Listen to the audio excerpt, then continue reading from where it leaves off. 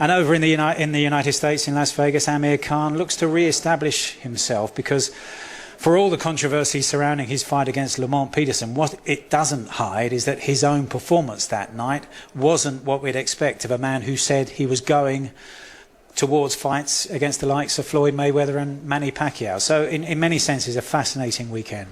Well, in Las Vegas at the moment, WBA welterweight champion Paulie Malignaggi, who's shared a ring with Amir Khan, as we heard at the start of the programme, and our reporter Dave Farah as well. Hi, guys. Hi, Ellie. Hey, Ellie, how you doing? I'm very well, thanks, Paulie.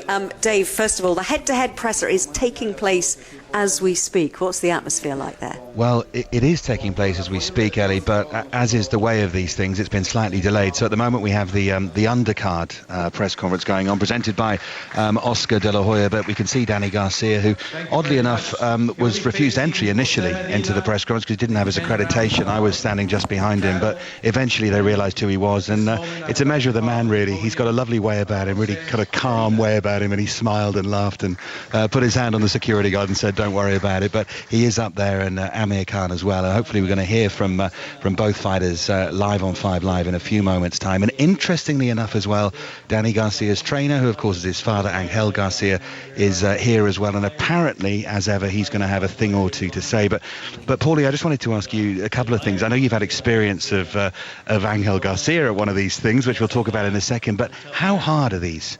When you're fighting in the main event, you're talking through the undercard, you're sitting there. You used to like to spice them up, didn't you? But it must be really tough. Yeah, you always have a little bit of tension going on. You always have a little bit of that thing where you just want to focus on the fight. But unfortunately, or fortunately, whichever way you look at it, you have to do these things. You have to get the press involved, and you have to get the fans obviously hyped up and ready to go for a Saturday night. But sometimes they do drag along, especially when you're making weight. You don't want to be anywhere near anybody, but yet you're around people who keep asking you questions. But at the end of the day, I always try to make it enjoyable for myself. As miserable as I usually am around this time of fight week, I try to spice it up and say some interesting things, or crack a few jokes, or even say some mean things, depending on what I'm feeling, But Angel Garcia has been quite a character at these, to say the least. Yeah, I mean, what do you make of that? It sensed yesterday when they had the public training that he almost does it to protect his son a little bit, and he takes all the flack and he comes out with all of the stuff, and Danny can just get on with his thing. Well, it's kind of a high and low, really, because in one sense, it might make Danny uncomfortable that his father keeps doing this, and people might tell Danny, "Hey, listen, you got to control your father." But at the same time, it is his father, so it's not like he can tell him what to do, But from the other sense, you have to understand, Angel is an emotional guy, and it's not just his fighter fighting; it's his son fighting in probably the biggest fight of his career. And Angel's a nervous guy to begin with. I mean, I've seen him lose his temper at other press conferences that I've been involved in the same show as his son. So, I can remember back last October when they fought Kendall Holt. I was on the show as well, fighting Orlando Lara. And I remember Angel and Kendall Holt got into it, and Danny just stayed quiet, but Angel kept saying things to Kendall and trying to get under his skin and just calling him some derogatory names and all that. And before you know it, you had a little bit of an argument going on the podium between one fighter and one on the other side is his opponent's father, which is Angel, So I don't think he means bad. It's just the nerves of your son fighting in such a big fight. I don't think any of us can really know how he feels because, we don't have a son of ours fighting in a major fight. So I'd like to give him the benefit of the doubt, but at the same time, it would probably be best at times for him to keep a little calmer. And how hard is it for Amir Khan? I mean, plenty of people have been saying this week one of the worst things you can do is go into a fight angry, and because you lose your game plan. It's maybe something that Khan has done in the past, and clearly that's a tactic as well to try and rile Amir Khan. How hard is it not to be riled, Paulie? Well, it can be tough not to be riled, but I think Amir has a lot of experience at this level now. If you remember when I fought Amir, we got into a brawl at the weigh-in. So I think if anything was going to rile him, an all-out brawl at a weigh-in might have done it. And he was pretty well set and pretty focused on the fight once he got in the ring with me. Amir may have something to prove on Saturday night, but at the same time, here we see Angel about to go up. I was just going to say, he's on his way up to the podium. You could hear the applause in the background. Some of the things he's had to say in the build-up, of course, as many of you will have heard here on 5 Live and read as well, haven't been the most classy. And I think because of that, we're not necessarily going to fade up Angel Garcia, as it were, and listen to him live, because you're never quite sure what he's going to say. But Paulie has his ear across that, and I think I'm going to head off and just have a listen to what Angel Garcia is going to say, Ellie, because this could be really key, actually. He's standing on the podium at the moment. So, Paulie, you just talk through what you think he's going to say, and then Ellie and Mike can take over. I'm going to head off and hear what Angel's got to say. Yeah, I think. Yeah, what do you think, Paulie? Right now, he seems to be getting into something about how he's prepared for the fight, and how his son has been preparing all these years for the big fight. But he seems a little edgy. He seems a little amped up. He's an emotional guy. Again, like I said before, it's his son involved in the biggest fight of his career, and him being an emotional guy himself, I think he takes a lot of the pressure onto himself. Let me ask Mike this. Have you sat in press conferences where you know by the seat of your pants that something is going to kick off? You do get that sense sometimes.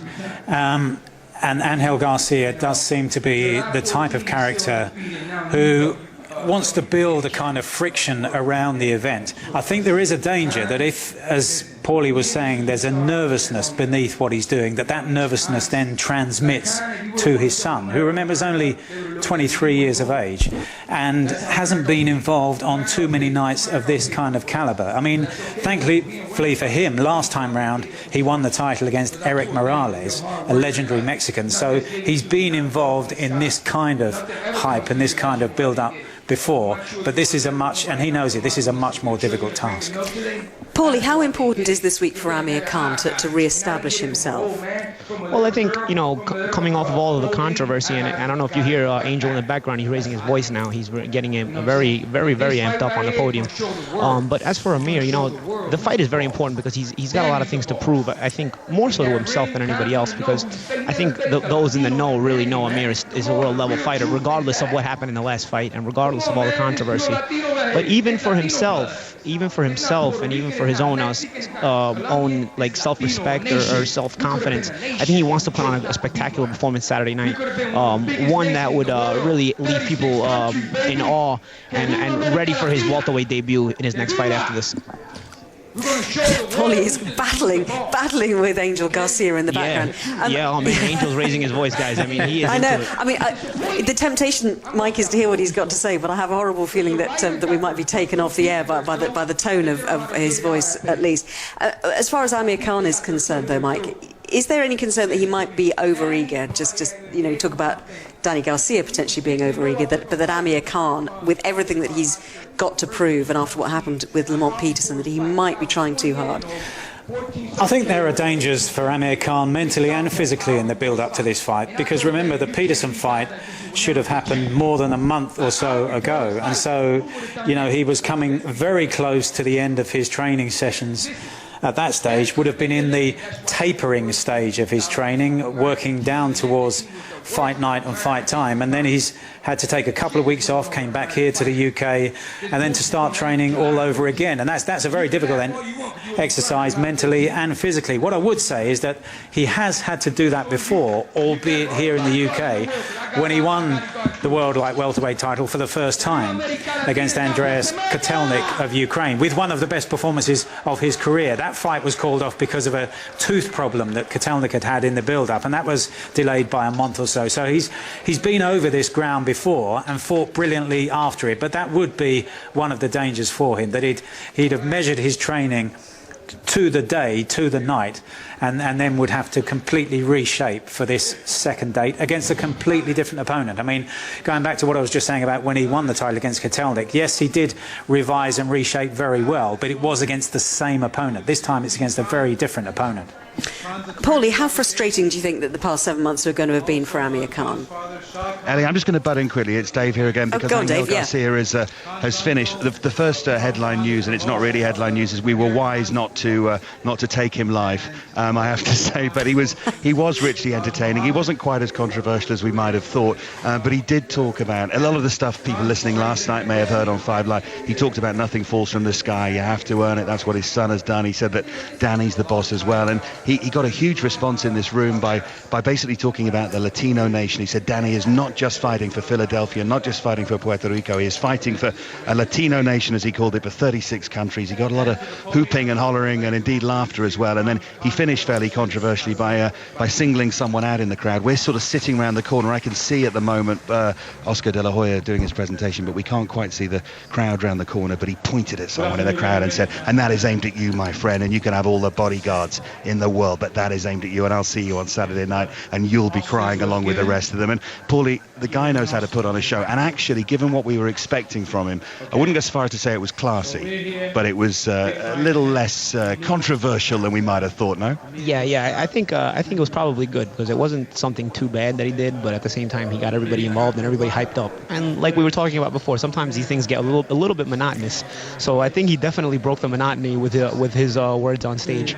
Guys, we'll come back to you. Sorry to interrupt you, Paulie. We will come back to you and talk a little bit more and hear some more from the press conference. And what's happening at the moment with you, Dave?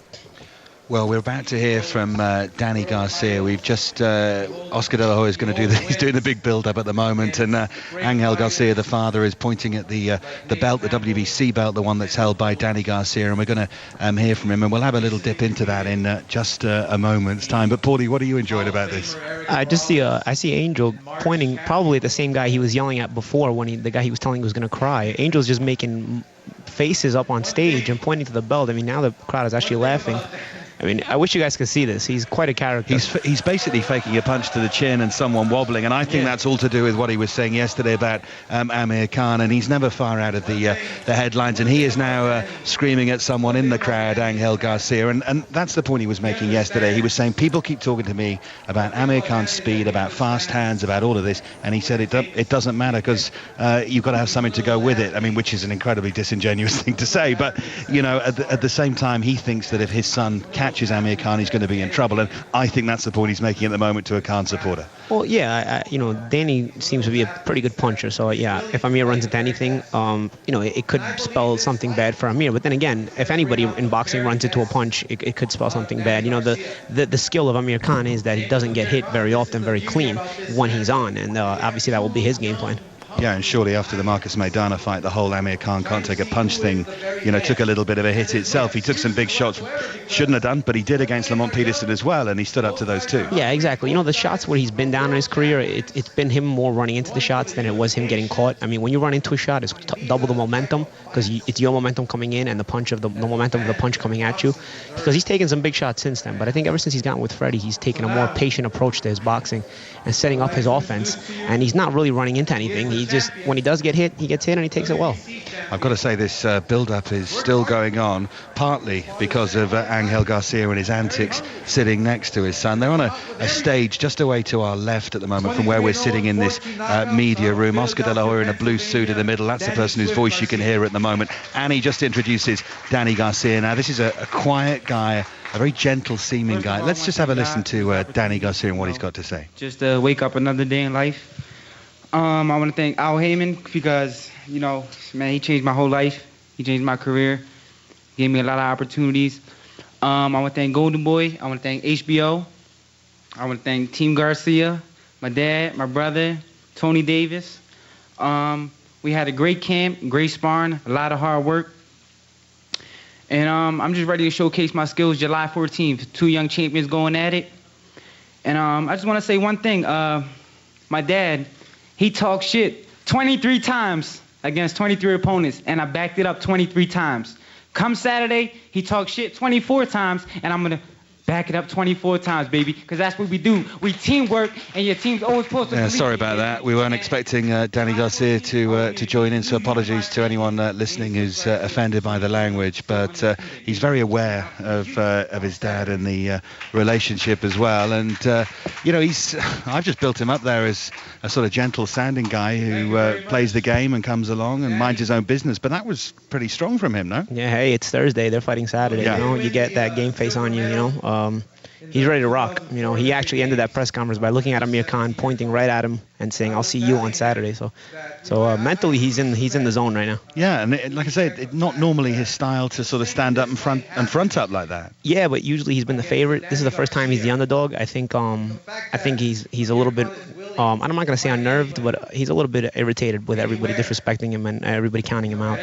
I think it's normal. You know, he's a young champion. He feels disrespected. He's the world champion as well. He's got a WBC title, so I think he wants to be respected a little more. And for the first time in his career, he's in a fight where nobody's picking him to win.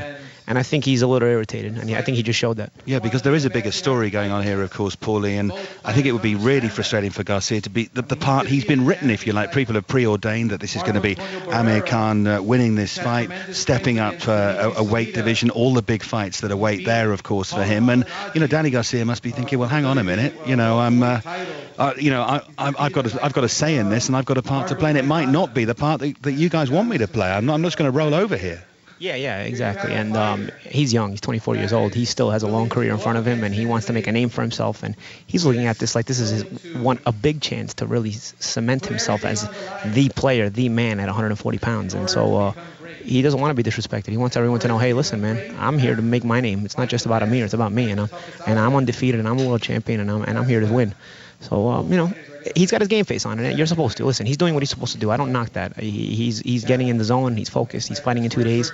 So I don't knock that. You know, I think a fighter needs to have that edge about him on fight week. We've made the point over and over again about the class of this fight, the fact this is a big world title fight. It's now a unification fight as well, and people have made that comparison to what's going on in London at the weekend as well. But an extra dimension to it, you've already touched on it, is the age of both of these fighters. Does that make it even more exciting to you? I mean, these are two young guys going at it here. Yeah, because usually in boxing, when you see two young guys in their prime, such two world champions like this, you don't usually see them fighting each other. You usually have the promoter saying, let's keep building them up and make them their name because we have time. They're both young. We don't want to knock one off right away, you know? But in this situation, you're seeing something different. You're seeing a guy 25 years old and a guy 24 years old, both as world champions, going at it and not saying, hey, listen, we're going to wait till we build it up more. No, we're going to go right at each other because we both want to prove we're the best at the weight class. Well, Oscar De La Hoya is now going to introduce Amir Khan to us here. Ellie, there'll be a decent round of applause. Plenty of Team Khan here in the room, and he's dressed very smartly in a grey three-piece suit. Let's just have a listen now to Amir Khan. Back in Las Vegas, I've got a few thank yous to do. Thanks to Golden Boy Promotions for making this fight, and also Khan Promotions, especially with what happened with the Lamont Peterson issue. Big thanks to HBO for all their promotion and all their help, and Sky TV, Sky Sports 1 in the UK HD 1 is going to be on. So want everyone to tune in and see a great performance from me. Training camp's been brilliant. You know, we've been working very, very hard. It's been a long camp, don't get me wrong, but we paced it quite well. People have said to me, maybe you've overtrained or you've done too much. We've not done anything like that. We've been very professional and very smart the way we've done things. And it's been around about a 15-week camp, but it's been great. I mean, I've enjoyed every second of it. Me and Freddie we have a great relationship. We can talk through anything. He knows what I like to work on. He knows what I need to work on. I did make a lot of mistakes in my last fight. It was more of a wake-up call, and I've come back stronger from it. It's how you come back from fights like the Lamont Petersons and the other fights out there. Also with my new conditioning coach, Ruben Tavares, I mean, doing a great job. I'm already on weight now, you know. Never made weight so easy. I mean, I'm hitting a lot harder, working a lot harder now, and feel strong and looking great shape. I want to thank the Mandalay Bay. It's my third time here. I mean, I've had two great performances here with the win over Marcus Maidana, also the win over Zab Judah, and this will be my third great win over here. You know, we will win the titles. We will take the WBC title home. For the UK fans, also WBA reinstated me as world champion again, and also the ring title, which is a great title to have, and it's a title I've always wanted. So it's gonna be brilliant to win that one. Team Khan fans, I mean, I've got fans all over, you know, who have travelled to this fight, spent their money and. Well, Amir Khan's thanking everyone here, Elio. I think we might get a couple more adverts for the Mandalay Bay, and trust me, they don't need them. So I'm going to get back to you guys in London, and I know you'll be back with us shortly. Excellent stuff. Mike, quick word about Amir Khan. He sounds very calm, doesn't he? Very calm, very measured, you know, as opposed to Danny Garcia, who sounded very, very pumped up. And I've been really impressed with him over the years, how he's built into that kind of role, because it's public speaking, it's frightening, and he was very sheepish at the outset when he was asked to do that kind of thing, but he's very accomplished at it now, and he doesn't really say much, but he does look impressive up there, and he gets through it, and it's a very important part of the process. As Paulie Malignaggi was saying earlier on, this is the point when they get their game face on, and it's from here on that they really kind of close down and focus so specifically on the fight itself. I remember covering Ricky Hatton so many times in the States, and you know, he would get to the press conference and he'd be shaking hands with his opponent and he'd be all smiles and laughing, and then the next day or 2 days later he'd get there for the weigh-in and it was like somebody had dressed him in a mask, and it was a completely different guy, and that was his time for closing off. Once he got to the weigh-in, that was it. And of course for Hatton, as it is for many fighters, the weigh-in is the first of the contests that they have to win, and only then can they almost just relax and start thinking about the fight itself. And in Las Vegas, Dave Farah and WBA welterweight champion Paulie Malignaggi, who'll be commentating on the world title fight between Amir Khan and Danny Garcia, which is live on 5 Live at 4 o'clock on Sunday morning. And I gather, guys, it's all got fairly lively in the last couple of minutes. Yeah, well, you say Dave Farah and Paulie Malignaggi. Paulie Malignaggi is back sitting next to me, Ali, but what's been happening since you guys have been away is it has been getting lively. Angel Garcia, predictably at the heart of things. Again, you know, talking to the Khan supporters in the crowd. You know, we mentioned, didn't we, earlier that he was pointing at someone in the crowd. And, Paulie, the reason you did leave me for a bit is you thought it was going to get nasty over there. Yeah. And, of course, you being the fighter, you went over to try and calm things down and break it up. Yeah, because I get the sense that there was the same tension as there was when in my weigh-in with Amir and the press conference I had with Amir to lead the fight week, and you know, things were pretty tense back then too, and I got this feeling that it was very similar. And during the stare down, they were exchanging words. They were looking right into each other's faces, and Danny kept saying, "Look at me in my eyes, look at me in my eyes," because I don't know where Amir was looking. I mean, it seemed to me he was looking into Danny's eyes. I mean, they were nose to nose, but Danny was saying, "Look at me in my eyes if you're a man." And then they just started talking back and forth, and Oscar needed to separate them. And Amir's fans started chanting the Amir chants. Some people for Danny started chanting some stuff in Spanish, but it got pretty animated. Then Danny's father started arguing with somebody on Amir's side. I don't know who it was, but they were yelling back and forth.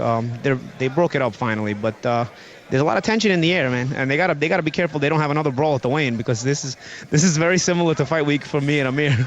Yeah, that was the point I was about to make. Remember, this is just the press conference. We had the open training yesterday when the fighters are pretty separate, to be honest, and this is the first time for a while that they've been sitting at the same table. But as Paulie rightly says, there is a weigh-in to come tomorrow before the event on Saturday night, so we are not done with this. And just to put into context the way Angel Garcia was behaving, well, to put into context on this particular day, I mean, he behaves like this all the time anyway. Amir Khan, after you'd left us, spoke directly to him and said, "I cannot wait." He said it with such passion as well. "I cannot wait till Saturday night, not only because I'm going to beat your son, because I want to talk to you afterwards. I'm not going to do it with my fists, but I cannot wait to see your face after the fight when I've beaten your son and I've proved you wrong." And it means a lot. And does that show it is getting to him a bit? And he actually said the phrase, "I'm going to knock him out." He said it about 3-4 times with some emphasis on his voice. And he said it about 3-4 times at the end of his statement, and he just kept saying it. And I really think he was really trying to dig it deep to Angel and Danny Garcia, because they both kind of got animated there. And he said, "I cannot wait till I stand up here on the podium Saturday night after I've knocked your son out and I've got both the belts over my shoulders. What are you going to say then?" So a lot of tension. And talking of people knocking people out, Freddie Roach, Amir Khan's trainer, joins us now live here on 5 Live. We're just getting him ready, just going to take a seat next to us here on our hastily arranged desk, just at the back of this rather chaotic press conference. But Freddie Roach is with us now. Thanks so much for taking the time so quickly to join us. Firstly, can I say congratulations, Hall of Famer now. Excuse me, thanks a lot, I appreciate it. I'm going to let Freddie have a cough here because he's been sort of dragged over here unceremoniously. And now we have some water if you'd like some water. Are you okay? I think we're going to go and grab you some water now. But I'm going to talk to Paulie quickly. Let Freddie get himself sorted. The ever-industrious producer Ben is grabbing the water. A quick word from you, Paulie, though. Freddie talking about Amir having to knock Danny Garcia out, given some of the decisions we've had lately. What do you make of that? Well, you know, it's always you always want to make a statement and get a win by knockout. I think there's no bigger statement in boxing than a knockout win. Obviously, with the recent decisions, and obviously Freddie's been a part of it in the Manny Pacquiao decision. Freddie was part of it firsthand, so obviously with that fresh in his mind, he wants the knockout. But at the end of the day, I think it comes down to handling the game plan, and I'm sure Amir has his own game plan ready to go. Yeah, I was just mentioning the fact that you spoke pretty publicly yesterday about needing the knockout, Amir. So not leaving anything to chance, really, Freddie. Well, we've had some controversial decisions lately, even the Pacquiao fight and then the Chavez fight, they had him losing by 2 points when he knocked down his opponent. And, I do want to knock out in this fight. And the thing is, but we're not going to fight. We're not going to fight stupid, though. We're going to fight a smart fight, and that's number one. Because the thing is, we fight a stupid fight, we give him a chance to catch us and maybe get lucky, and that's not going to happen. So we're going to box this guy, and we've studied a lot of tape on him. He's a strong guy. He's got a pretty good chin, and he's got a pretty good left hook. But I think Amir's speed's going to be way too much for him. We were talking earlier about it's so important to go in and not fight angry, not fight riled in any way. That's really crucial given some of the antics we've seen from your opposite number here. Yeah, this is very true. His dad's trying to wind us up. He's trying to get us to fight a bad fight and try to get us under our skin a little bit. And I told him, I said, just take it. He's funny. I said, what are you going to do? I mean, the little kids out there, this is what happens when you don't go to school.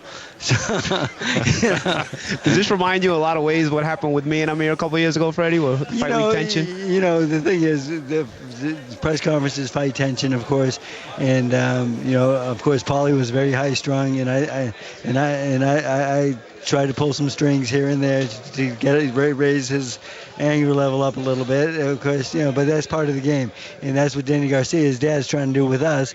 And I told him, just be calm and so forth. He knows what type of fight he has to fight. Thinking about this fight with Amir, I've got him settled down a lot more. I'm taking away that bounciness, because when he's bouncing too much on the toes like that, it didn't work with Peterson, because Peterson's pressure would be able to back him up, because he catch him on the upswing and put him back on the ropes. I want him to be a little more settled in this fight and make one step instead of 5 hops. And the thing is, he's improving a lot on that. He's picking up on it. It's not 100% yet, but he's getting better at it. And the thing about when he sets himself like that, his punching power is much, much greater, and I think I think that's why we're going to see a knockout in this fight. And Amir's punching power has really, really improved a lot. There was criticism of Amir in the Peterson fight and a couple of previous fights as well, Freddie, in terms of getting drawn into a brawl almost more than he needed to anyway. And it's interesting, you've talked about him boxing him, technically with his feet as well, but also just sort of mentally, you're better than the guy, you're quicker than the guy. Use all of that and don't get drawn into some kind of phone box fight. Right. The thing is, I'm sure they watched the Peterson fight, and the dad keeps imitating Amir by bouncing up and down. And if he sees that, his son might attack Amir and come aggressively and try to put him on the ropes. And then when you're on the ropes, not everybody can fight off the ropes and so forth, but it just looks bad to the judges. It looks like the other guy's in control. So we don't want any mistakes like that happening. Amir is pretty much going to stay off the ropes for the most part in this fight. If we do go to the ropes, it's by design and by reason, and we will suck the guy in and we'll hit him in a good shot. But you won't find Amir bouncing on the ropes and having that passive defense. He'll be moving his head and bobbing and weaving and using the uppercuts and the hooks, which will be effective in this case, I feel. Talking of decisions, I couldn't let you go without asking you for your reflections now. You've had longer time to think about it and doubtless watched the fight several more times about the Manny Pacquiao-Timothy Bradley decision. What are your sort of considered views, if you like, Freddie? The thing about that decision is that what can you do about it? I was going to file a protest. They said the best they'll get is a rematch. They said don't waste it. The commissioner told me don't waste my time because the thing is the judges are the judges, and the commission in Nevada, they're a good commission, and they're going to always stick behind their judges, and they saw it that way. There's nothing really we can do about it. The thing is, I talked to Manny after the fight. He says, if we get a rematch, we'll knock him out next time. I said, okay, Manny, I'm going to hold you to that one because that's the first time he's ever said that to me.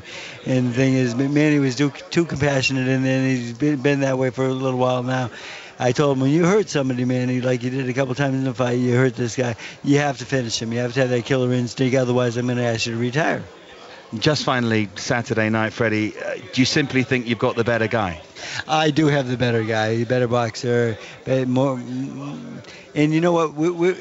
Garcia can be down the middle. Paulie, you probably saw this too. Before he punches, he spreads. And It's too wide. Too wide, and he very much like Ricky Hatton, and we had a great game plan for Ricky Hatton when Manny fought him, and I think he can be beat down the middle. And Amir is really, really good down the middle with the 1-2 and the great jab, and I think that's what's going to win us the fight is down the middle, and the guy his punches is too wide, and he's not going to be able to catch Amir.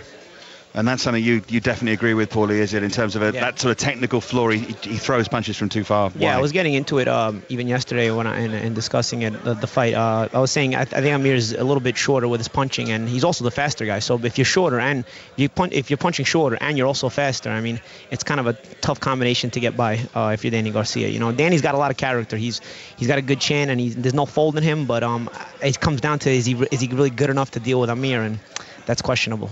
Brilliant. Much more from Paulie to come. And Freddie, you were coughing when I spoke to you about the Hall of Fame. Can I just ask you, how was that? I mean, you had an interesting plane journey to get there, didn't you? I think? You know, after Manny's fight, I had to rent a plane, and I don't like doing that because it cost me a lot of money. Michael Buffer chipped in and came and bought 2 seats also. So we flew all night to get there in the morning. We made the parade. We did the parade, and then we had the awards, and it was really nice. And you know, some of the speeches were a little bit too long, which boxers tend to do at times. And that's why my speech was very short and right to the point. So it was hot, and people enjoyed the short speech, I'm sure. But you know, it was great to be around all those fighters. You know, Marvin Hagler, Tommy Hearns. You know, just I can name off 100 great fighters that were there, and it's really great. And you see the people that come out for the parade, it's unbelievable. I never imagined there'd be that many people, like 20-mile parade, and people the whole way just cheering and so forth, and you were up there waving. It was a lot of fun. And can I ask you where the ring is? Is it tucked away somewhere nice and safe? Yeah, you know, I don't wear jewelry too much, so it is tucked away nice and safe, and I'll wear it for special occasions. I've got to tell you exclusively that your fellow inductee, Al Bernstein, he came over to England to do a fight last week, and he wasn't allowed by his wife to bring the ring to England. He had to leave it safe home. They're worth that much to everyone. Maybe a little paranoid, but that's what I thought too. Freddie doesn't have that problem. Great. So, Freddie, thank you so much for your time, and all I can say is we wish you luck on Saturday night, but also hope you don't need it. No, you know, we get everything in control. We had a great training camp, and I think Amir is really going to shine on Saturday night. And then it's onwards and upwards from there, I guess. Yes, sir. That's Freddie Roach. So kind of him to take the time to come and join us here live at the Mandalay Bay in Las Vegas. Paulie, one of the greats, and we're so privileged to have Freddie here for that period of time. Yeah. And he breaks it down very simply, easy to understand. And he's just like that in the corner, no matter how big the event is, no matter how big the fight is. Just the way he was right here with us, he speaks to his fighters like that in that 1 minute break, that 1 minute rest between rounds, and you know, he gets the message across. And I think that's why he's also made such vast improvements in Amir Khan. I think physically Amir Khan always had the tools, but mentally I think Freddie's really made him a much better fighter, and Amir really listens to the game plan and executes it accordingly. Well, there you go, Ellie and Mike. The madness of that press conference and Angel Garcia to the calmness and the wisdom of Freddie Roach. I guess we've just had it all for the last 15-20 minutes, haven't we? It absolutely has been an action-packed 20 minutes or so. I'm going to come back to Paulie in a second because I want to talk about Ricky Hatton. But Mike, first of all, just sum up what we heard from Freddie Roach there. Voice of calm and reason. Yes, and that's the kind of voice that you want to hear in the corner in the 1 minute between rounds, because whatever's happening in the fight, he will transmit that air of relaxation and be able to communicate to the boxer in no more than 20 seconds or so. Because if you talk about 60 seconds rest, by the time the boxer sat down and got up again to head out for the next round, you're talking about a crucial 40 seconds. And you don't want to be hogging the boxer's brain with instruction after instruction after instruction. It's got to be clear cut and concise, and something that they can take in, especially in the later stages of the fight, and then go out and use in the next particular round. I think what's happening between Freddie Roach and Amir Khan is fascinating, because what Freddie Roach said there sounds like a wonderful game plan. It's actually pretty much identical to what he said before the Lamont Peterson fight, and Amir Khan didn't carry it out because Amir Khan fancied to stand toe-to-toe and have the fight rather than have a boxing contest. And who's to say he won't do that again at the weekend? You know, Freddie's making the promises, but the promises were made last time and Amir didn't deliver on them. And I think there is, talking about the relationship between the two, I spoke to Amir after he had a really tough fight about 20 months ago against Marcos Maidana. And Freddie Roach has said to him in the build-up to the fight, Maidana hasn't got a jab. He hasn't got a jab. And when I spoke to Amir in his suite the morning after, on the Sunday lunchtime afterwards, he said that really surprised him. And I'd had a long-term chat with Freddie Roach that same time about his relationship over the years with Manny Pacquiao. And it began as teacher and pupil. But over the years, it became a partnership. As Manny Pacquiao became more experienced, he wanted more input into what they were doing in training and what they were doing in the ring. And that's a phase that Amir Khan is going to have to reach with Freddie Roach. At some stage, Amir Khan has to know what's best for him, and he has to input into those training sessions and into those strategies and everything he does with Freddie Roach so that you get the best of both of them. Let me just... We've not got long to go. 7 minutes to go. 5 Live Boxing always goes like this. You always run out of time. And we haven't even got Bunsey with us. We haven't got Bunsey with us. I know there's no excuse.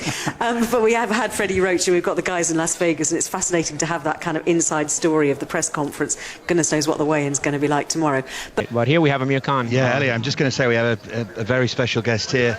And Amir says hi to Paulie and to both of us. And we're just going to set him up with a microphone. And it was a fairly sort of harem-scarum old press conference, that, Amir, wasn't it? It was, yeah. You know, I normally stay quiet. You know, it's one of them things. I never like to get maybe get into that trash talking and stuff. But this time I thought I'll just give it back to his father a little bit, because his dad likes to talk too much. And I did get under their skin, and then it just kicked off. I mean, his dad just kept going on, and that's what it's all about. You know, he promotes the fight, and also it just gets his team angry, and it just shows I'm not scared, and we know exactly what to do. I mean, you know, I've faced better opponents, and you know, we beat better opponents than Danny Garcia, but it's all about just staying nice and calm. My team is very calm. Freddie's calm. I'm calm myself. But it seems like Danny's team's very, you know, they're all on the edge. They're very, they're worried about what's going to happen on Saturday. It's interesting, wasn't it, with Danny? Because you know, he seems like quite a sort of quiet guy, doesn't he, out of the ring? But even when you were facing off, he was kind of giving it, you know, looking to my eyes, and he almost seemed a different fella today, didn't he? Oh yeah, like I said, we did get under their skin. I think he is on the edge. He is nervous, and he's going to say things he normally doesn't say. But like I said, it's on Saturday. It's not going to be his father in the ring. It's going to be just me and Danny in the ring, and we can settle the score the proper way. You're really giving off a lot of confidence, Amir. We spoke yesterday. You're looking good. I know you've got this new regime that's really worked for you. Is this as confident as you've been ahead of the fight? Yeah, it is, because you know, we've been working a lot of power and strength, and I never worked on the things I've been working with my new strength conditioner, Ruben Tavares. We never worked on power. It was mainly speed and angles and stuff, but this time we worked on a lot of power, and I think it's helped me a lot. I mean, I was sparring with my sparring partners. We were hurting them, we were putting them down. I've never put sparring partners down in my life before. Well, maybe once or twice, but this time we was putting them down and stuff, and it shows that my power is developing and getting better. On top of that, you know, the speed is still there. It's not like we're losing speed or putting too much size on. I'm sat here now at 141.5 pounds. I'm only 1.5 pounds away. I've got one training session left with Freddie in that late afternoon. I'm ready to jump in the ring now and fight, and I feel so strong as well making the weight, because I've been so professional, you know, eating right, dieting right, not cheating, not taking, you know, walking around taking little nibbles from here and there. Normally that's what fighters do when they feel hungry, to take little snacks, but I've not been doing that. I've been very professional, because I know this is a big fight for me. And on a scale of 1 to 10, just finally, how much are you looking forward to the conversation you're going to have with Angel Garcia after the fight on Saturday night? Oh, I cannot wait to see 15? his father. Yeah, man, 15. It's going to be fun to see his dad, because his dad's one of them guys you can just get to him straight away. You can just say one thing to him, and he's gonna heat him up, and he will not stop talking like a tape recorder. But like I said, we did get to his dad there by just telling the truth, and all I said was, I'm going to knock your son out, and he just went crazy. But like I said, you know, we're just going to see what happens, and we are going to win this fight. And the after press conference is going to be the funny one. I mean, I know you're a busy guy today, so listen, thanks for taking the time. Thank you very much. Cheers, man. Great stuff. That's Amir Khan, and really great to see him looking so confident, so cool. And you see, Paulie, that's what happens. They think they're winding him up, and he thinks he's winding them up. That's what makes it such an interesting picture today, isn't it? Yeah. The mental battle is always something. Is almost like a battle within the war. You know, the entire war has little battles within it, in and of itself. And so the mental battle, the trash talk, is definitely a part of it. Paulie, thanks very much indeed for your time. It's been an interesting hour or so, hasn't it? And back to you guys, back to you, Ellie. Yeah, and quick word from you, Mike, about what you think is going to happen in the early hours of Sunday morning. Yeah, I think Amir's speed will be the key, and if he fights his kind of fight rather than Garcia's kind of fight, then I think he'll be a comfortable winner. You can hear the Khan-Garcia fight from 4 a.m. on Sunday morning, and if that's too early for you, you'll have a chance to listen to the fight again on 5 Live Sports Extra at 7:30, 8:30 and 9:30.